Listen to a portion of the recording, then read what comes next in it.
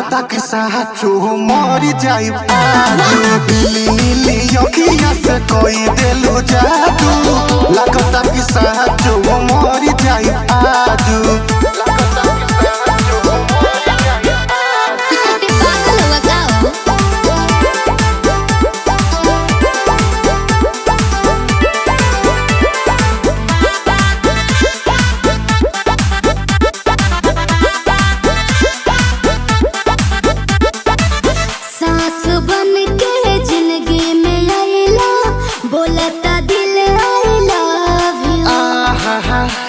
कहे जा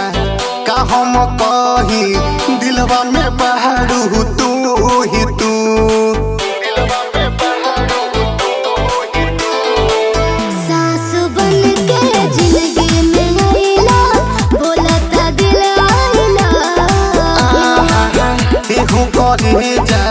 का हम कही दिलवा में बहारू तू ही तू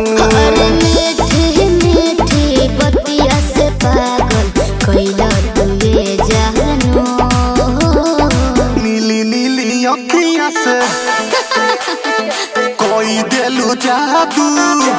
अच्छा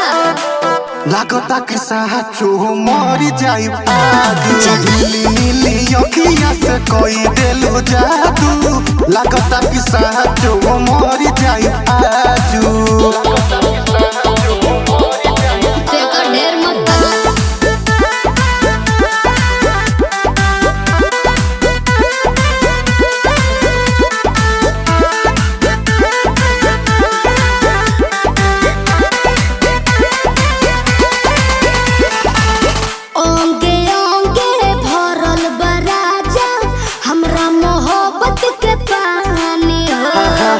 पागल भइले देखी सतेंद्र मखमल तोर जवानी हो अच्छा ये कैसे हो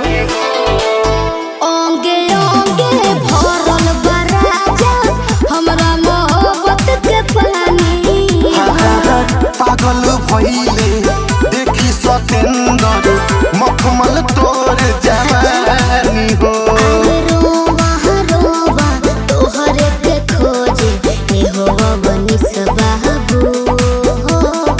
नीली नीली अखिया से जी